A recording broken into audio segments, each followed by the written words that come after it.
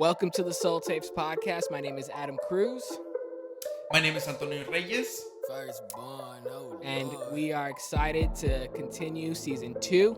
Uh, Yes. I don't know about you, but I really enjoyed that conversation we had with, Pastor Josh. Oh man, it was great. I'll go back and I forgot about a lot of things that we talked to him about, and I kind of want to like go deep into those things. But I enjoy it. It was pretty good. Um, it was almost an hour conversation, right? It was quite a bit of time hanging out with him. Yeah, it was. It was almost an hour and a half, pretty much, of just great conversations. Um, yeah, really, really enjoyed that conversation. So clearly, we are adjusting to our new normal of recording Yeah. separately and trying to figure this all out. So, uh, but we're here, man, making it happen. I love it. Yeah, we're trying to figure it out over here. So I'm excited for this. I'm excited for the different ways of doing this, and I think this is fun. This is fun. It's teaching us a lot for sure. Yeah. So, what's the update? How now it's been a few weeks. How are you feeling? Kind of, adjusting to your new schedule and everything and all that. Yeah, no, I think part of it has to do with the rhythm of work that I was having. Trying to adapt to that because I'm working two jobs. So one of them it was requiring from me, different different sets of time, and I'm still trying to adjust to that because we're changing some things, but when it comes down to that, is good, I think that I'm obviously miss my friends, I miss everyone.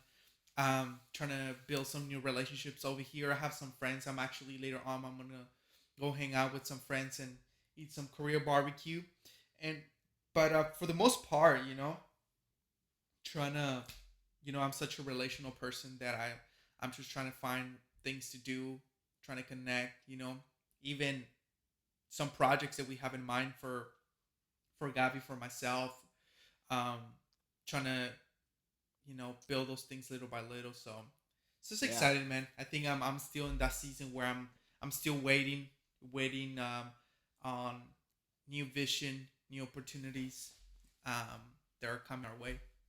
So yeah, Yeah. man, it's good. Makes sense. Well, speaking of that, kind of the conversation that we wanted to have today, uh, is Yeah, kind of along the lines of dealing with kind of our internal battles, right? Kind of the things that we go through and those struggles. You mentioned a quote or a book that you're currently reading. What was that about? yeah. So I'm bringing this amazing book, and I don't know if I quoted before, but I think it's an amazing book that will help you. You know, it will trigger you, will make you think about your daily life. It's a devotional per se. Something that you Yeah, read yeah, every day, and it has yeah, this visual contemplation with a quote that is not overwhelming, but it's deep most of the time. And I yeah, was reading this quote that it just spoke to me hard, and I think it's worth having a conversation on it. And it says, "May I never consider my weaknesses and faults the larger or most authentic part of me." Let me repeat that again. May I never consider my weaknesses and faults the mm, larger or most authentic part of me. So I think that's a great, um one of the greatest problems that I think we deal with a lot of the times, and I think the people that don't, they say that they don't deal with it, they're lying to me, I think, most of the time. yeah, But yeah, I think that I deal with it. I deal with feeling that my weaknesses and my failures are the most authentic of, and the biggest part of who I am. So yeah, so yeah, man. I don't know your thoughts. Like, what triggers in you when you hear that? yeah. I think we often you have this idea, and I think about like when you look at yourself in the mirror. I think of that imagery of what do you think about when you look at yourself in the mirror. We've seen like horror movies or things like that where sometimes scary things happen or things come about, and I think that's kind of what I imagine is that That's how we look at ourselves sometimes. We look at ourselves and what we see isn't beauty. We don't see giving Mm, ourselves the grace or the credit for the hard work that we've put in. yeah. Oftentimes we see our faults, we see our fears, our failures. Um, I think this, it's funny because this is exactly why I think affirmation and encouragement are so important. I Yeah. feel like in the world we live in today, I feel like that's something that we need to constantly remind people of, and constantly Yes. bring back the fact that sometimes we deal with this like coat. Oh my gosh, cutthroat world, where we're like really harsh or wanting to be hard on people. And I think about it, Yeah. Yeah. because Yeah. we've talked about how this past year, I got into playing soccer, and we started playing soccer together. Yes. Um, and Which you that's have become something, great at it. I'm just telling you, you're becoming better at it. I tell you that for dude. sure. Dude, after before this year, I couldn't even kick a ball. I couldn't, use my feet. Using like the idea of using my feet to be able to, Yeah. move the ball around or even make a goal. Like I was terrible at that. Every time in high Yeah. school, middle school, I played goalie because I was like, I just can use my hands and that's all I Yeah. can do. So don't expect me to run with the ball or do any of that. So, And that you know, cardio though, that cardio though, dude, yeah, the you, cardio you game have was to a whole run a nother lot too. story. So exactly. So, that's something that, from this whole 2020, that's probably something I've taken out of this season is I, picked up playing soccer, learned a new skill, and that was my, Yeah. something that I really enjoyed. But I noticed because we just played this past Thursday, and it's funny to me where, there's those people that play like really, they get aggressive and they get frustrated and they, call out your mistakes and they, they're trying Yeah. to challenge you to do better. Um, but one thing that really helps me is when I have those people that, even when I made a mistake, they call out the, good move, good idea, good pass, like those little things that maybe is not, I felt like, man, I kind of messed that up. Um, but there's the people that will call it out and say, "Oh no, like they'll call out what I did good and not what I did wrong." And I think Mm, that is super important because that helps like our self-esteem. Even in those moments where there's people that might say, yeah. I don't really struggle with low self-esteem, or I don't, and even for me, like I wouldn't say I Yeah. struggle with it, but I think that's what's important about this idea of failures and kind of seeing ourselves as, struggling with those things. We devalue or don't realize how important it is to have people around you to speak encouragement or to even just kind of coach you through those seasons. I think that's something that is really important when it comes to dealing with that. It's so interesting that you bring the analogy of playing soccer. Because me growing up and playing soccer, you live playing in the field. There's a lot of tension a lot of the times. Because like you say, there's people that are so aggressive and everybody's trying to accomplish obviously win. You Yeah, have people with like a big drives, and passion for the sport, and most of the time we don't. It's rare when we cheer each other on. It's rare when yeah, we encourage each other. Most of the time when you make a mistake, the complaints, the accusations, rain on you from your yeah, own yeah, teammates, and that's part what I feel it developed in me playing soccer. It did yeah, develop a thick skin, but also I struggle a lot to feeling the assurance that I did have talent, that I did yeah, have that I was good at it, so that was a big problem that I think that bleed into my own life, into my yeah. professional life, into my relationships, that I think that many times I focus so much in my weaknesses and in my faults, and I get consumed by those things Yeah. that I never focus on my strengths. That becomes that my weaknesses and my faults become part of who I am, and Yeah. I end up believing that that's the most authentic part of who I am, and that's all I have to Mhm. offer. So I Yeah. think that's a danger piece of growing up in a space and in a culture like that. Well, yeah, because a lot of things are learned behavior. Like we've talked about that before, Yeah. so it goes back to the way that we view ourselves, but we're also taking up cues from the way people around us view us. So Yeah. when Yeah. all we're hearing is negative comments, um, Yeah. constantly criticizing mistakes that we make, it doesn't.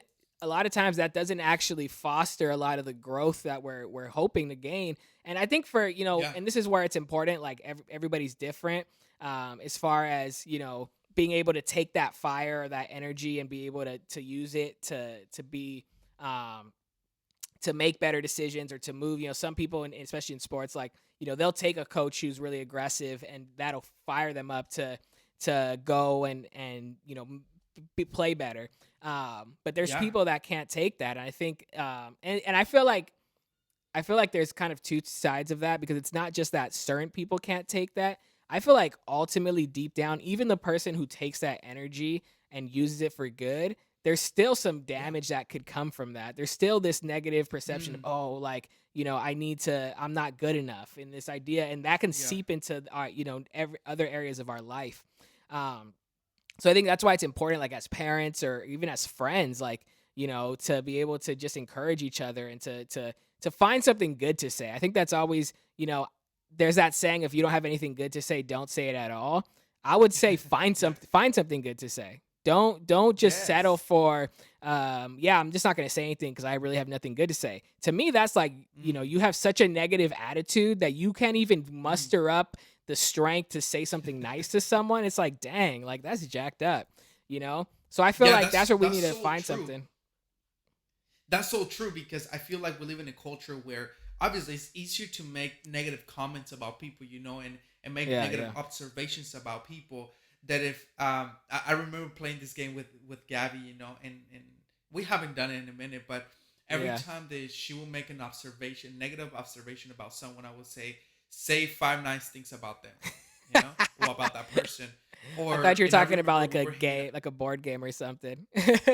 Yeah. Oh, no, no, no. But one time we were hanging out with this young kid. He was young. He was like 13. Yeah, He was making these negative observations, and he was criticizing this person. And I told him, I was like, okay, bro, I want you to do this. You already let it out. I want you to think about three or five nice things that you can say about that person. yeah, And he couldn't scramble to think about something nice to say about that person, right? And yeah, that tells me about our culture. This is the way we live. We don't know how to affirm and celebrate other people, because at the same time we don't receive it. We don't know how to do it. And even when we do it to a certain extent, people get wearied out. Like, dang, what do you say? Like that's they feel uncomfortable because they don't know yeah, yeah, how to receive those things. I see it yeah, with my own family sometimes with my dad or with my brothers. I like to affirm them because I feel like that's valuable. And also yeah. because that's my love language. But I think that speaks to our culture where we live. We don't know how to um, celebrate and speak life into people's hearts. Nah, it's true. It's true, and I think it also goes into it to me that, and it's funny how, I mean, I guess it kind of aligns to the topic, right? Like, ultimately, I think Yeah. the heart of that comment of the quote. Can you say the quote one more time again? I feel like just to remind Yeah, no, ourselves no, and no. Of course, others. of course, and it's not so far away from it, but I think we're going somewhere with it. It Yeah. says, "May I never consider my weaknesses and faults the larger or most authentic part of me." Yeah, exactly. Because that's my thing, is that I think insecurity is really like the overarching topic and theme when it comes to that quote. Because to me, that's what we have to ask ourselves, is why is it so hard for me to tell somebody else and affirm somebody else?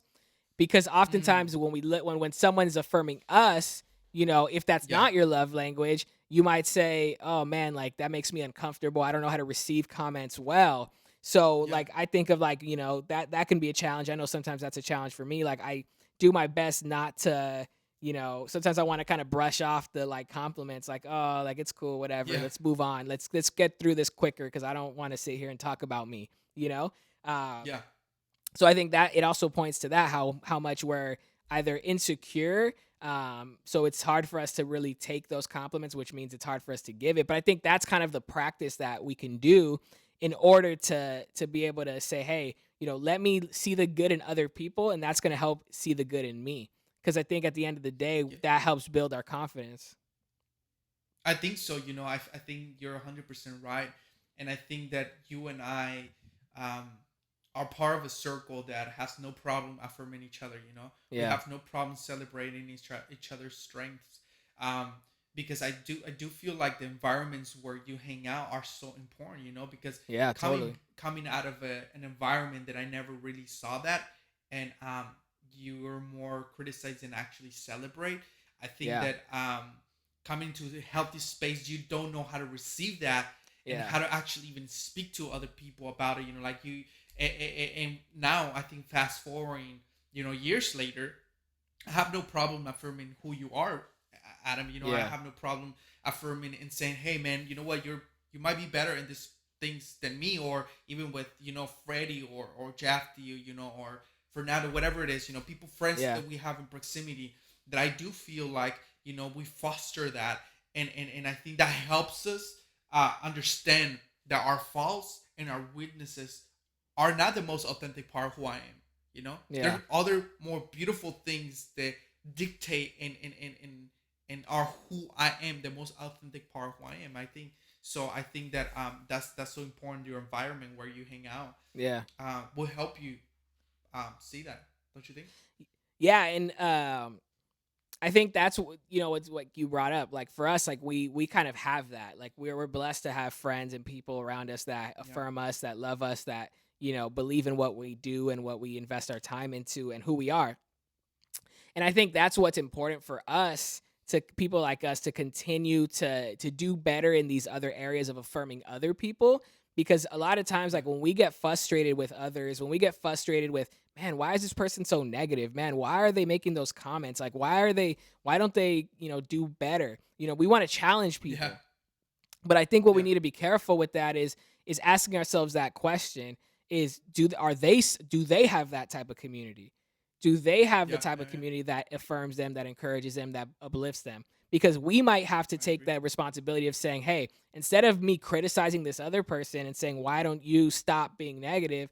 We need to continue to love on those people in a better way, to say, hey, I don't know, Yeah. if you hear this often, we don't have, we can just the more that we do that to people outside of our community, that's where I think it's important, whether it's family or whether it's acquaintances or people that we kind of do life with, coworkers, things like that. Like those are the people that we have to be careful not to criticize, because we don't know what type of community that they're surrounded with. So they're getting fed Completely. negativity, so that's all that comes out of them.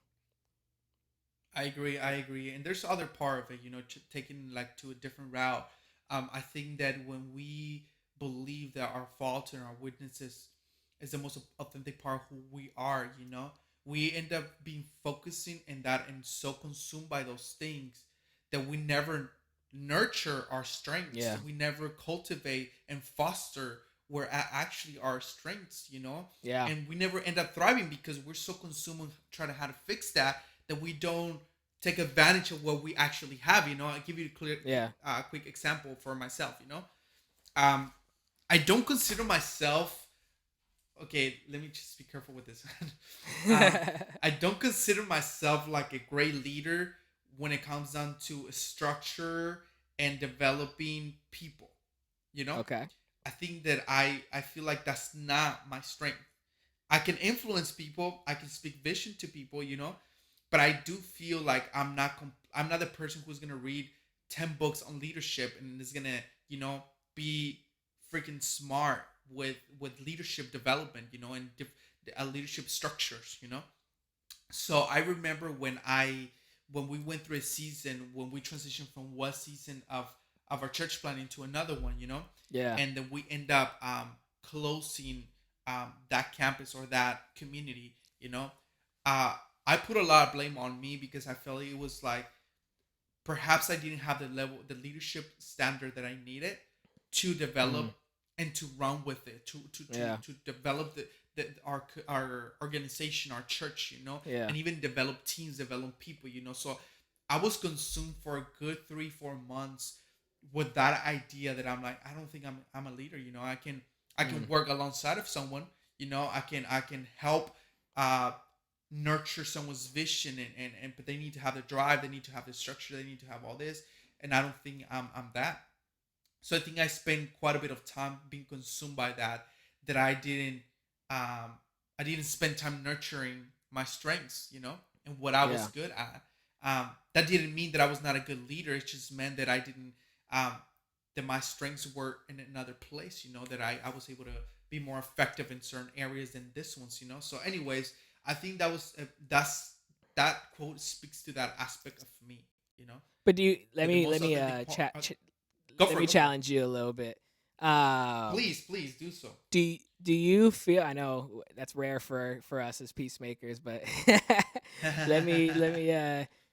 So, do you feel like that you're not good at it, or do you feel like maybe you're projecting? And I don't want to speak for you. I want to kind of hear what you think. Do you Yeah, feel like because you feel like maybe in that season you didn't accomplish what you were hoping? Do you feel like maybe that was a part of the problem or failure? Um, and therefore you came to the solution that you're not good at that, at those types of things? Or do you feel like it's just not your strength, you don't wanna do it, or like, because I guess my question is there's a difference between you can't do it or you don't like it, you know? Because I feel yeah, like you can definitely do it. I just feel like yeah. maybe it's not your favorite thing in the world to do. I agree. So I think that's the key thing. I don't mind. Like now, I'm in a place where I'm at, funny enough. I'm doing my grad school on leadership, right? Yeah. So so I think I do feel that. To me, that's not my favorite thing to do. I can become that to a certain extent, you know? I can Mhm. become that. I will not thrive in it. I will not perhaps be the most effective in it, but I can learn it and I can implement it, you Yeah. know? Um, but I don't think that's my completely strength. But Yeah. the problem that I was thinking is like, how can I become the best at it? But Mm. perhaps that's not my calling. Perhaps that's not my purpose. Yeah, I'm not exactly. I mean, you and I know Robert Aboites, like I'm not him. Mhm. Yeah. He's a genius in that aspect. And it would be unfair for me to think that I'm gonna become that because Yeah. that's not my gift and that's not my wiring. So Yeah. yes, to answer your question, I do feel like it's not my favorite thing to do, but also I'm not gonna stop trying to learn and trying to nurture that Mm. aspect of me Yeah. just because I'm saying I'm not good at it. That's something that Yeah. I guess I learned from it too. Yeah, and I think, because I definitely would say, like, I think you're a good leader, and I think that, there's a lot of um, fruit in the season of what you did. Like, I look at a lot of the people that were a part of your church, and they're still connected, they're still around, they're still doing life, a part of our church community. So to me, asking yourself, did you fail? I would say no, because there's people that, like, you didn't. There's people that were under you who do not speak negatively about you. There's people that Mhm. are under you. Like, you can't look at the people who maybe disagreed with decisions that you made, or walked away Yeah. from your church and say, I did a bad job. Like, to me, that's a I feel like I hear that a lot with, like, with pastors and people in ministry, that they really get like, and I get it. I understand. I'm trying to be Yeah. sensitive to that because I understand what your investment into people's lives. But um I feel like we focus so much on the people that walked away more than the people that stayed, and the people Oh, that, we yes. focus more on the people that have talked bad on you versus the people that have nothing bad to say about you. The people that maybe, walked away because of some negative things, and then the people that came back, like there's all those people exist. So to me, like, if we're going to measure ourselves only by our failures, like Mhm. that's not a fair assessment. That's not how you assess, Yep. your job. Is there improvements? Sure. Like you admitted, like that's why I wanted to dive into that, because I think, can you do better? Of course, we can always do better, and that's part Yeah. of being a great leader, is acknowledging that. Yeah. But I would hate for you to even look at yourself in that way and say, I'm not. You're not. It's not that you're not a great leader. There's things that you need. I think what it probably was that, and we've talked about this, so I know, like, Yep. that maybe you had a different view of what you were going to be able to accomplish, that maybe was a Yeah. little unrealistic for the season that you were in. So now looking back, you're in a completely different place. You have a more realistic view of what's needed, what's expected. So now, fast forwarding into what your future holds, you're going to be a much better leader, for whatever that you do, because of the things that you've already experienced. So, I agree. all of these things are going to be building into, the type of leader that you're going to be for the future. Yeah, no, no, and I think that, and thank you, appreciate that. I think that that's part of it. Um, I suppose the point that I was trying to make with that too, it was is that um I was so consumed by that I didn't Mm, focus on also relying on other aspects of me. That um yeah. perhaps the most authentic part of me has to do with my charisma, my ability to speak life into people's hearts, that is speaking into different perspective. Yeah. My empathy, my love for other people, my care for other people. That's the most authentic part of me. But we don't. Sometimes we don't see that as the most authentic part of who you are because we're so Yeah. consumed by the negativity and the default in our mistakes that we make. Yeah. So I love that you said it. It's not a fair assessment when we measure ourselves by our weaknesses and our failures. That's true. I Yeah. agree 100% with that. Yeah, because I think, especially when we're doing something new, especially when we're doing something where we're leading other people, or we're leading a Yeah. program, or we're leading whatever, we always Mm-hmm. you need to rely on your strengths in the beginning, right? So that's why Yeah. for Yeah. you, like, you could point out, oh, I'm good at this, and this. These are the reasons why I'm validating myself to be the leader. Yes, you Mm-hmm. need that. But when you step into any type of leadership role, your faults are going to automatically start to flow out and say, okay, well, these are the areas that Yes. I need to work on. So the question is, can someone else take that over, or do I need to do this for a season and learn? And there's certain things where you're going to need to buckle down and learn how to do that. And then, Lord willing, if it's an organization, it's a business, or it's, ministry, Lord willing, someone else can maybe come in who's more equipped, or more, that's already their strength, so they can take that over. But there's times where that's never going to happen, and we have to learn how to either take it on, and develop some systems to work through that. So, yeah, it's a difficult place to be, because our our our failures, to me, are only going to remain failures if we're not willing to do something about it. So it's always going Yeah. to be a weakness unless I'm willing to start working on it to become a strength.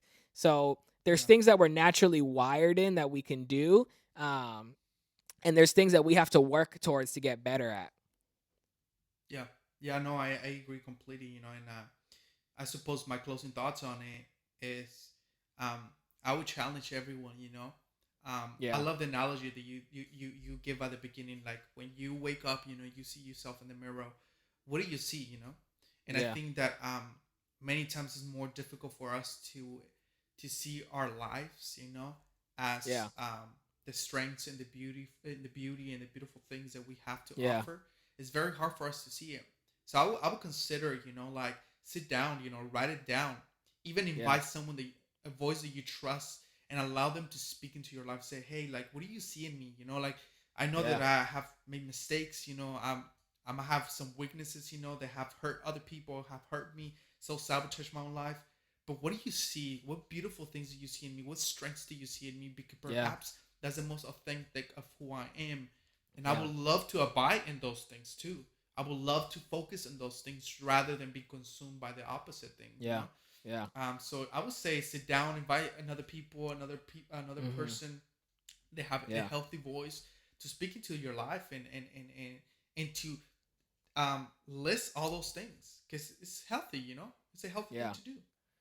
Yeah, I think that's great, and I know we talk about this all the time, but I think that's where mentors come in. And sometimes we get this idea that a mentor has to have like this title of like, oh, you're my mentor. Can you Yeah, mentor me? And it's like, it doesn't yeah, have to be that serious. Like, I consider yeah, so many people that I look up to, that that the time that that they're willing to invest in me, like that they mentor me. They're mentoring me through those seasons, and we have yeah, access. Sometimes we have access to people we don't even realize, and it's like, hey, just reach out to people, have those yeah, conversations, be honest, And to me, the reason why connecting with people who are older than us is because of the wisdom that they Hmm. can share, because of the things Oh that they've yes. been through and gone through. So I think there's Yes. value in having those conversations with your peers. But Hmm. I think, for someone who might be in that season of dealing with their failures and not letting that define you, go to someone who's Yeah. older, who's wiser, who's been successful in areas that you want to be successful in, and have them speak wisdom into you. I think Yeah. that helps reshape how we view ourselves. Completely. Completely. I love it. I love it, man. Well, it's pretty dope getting to do it this way.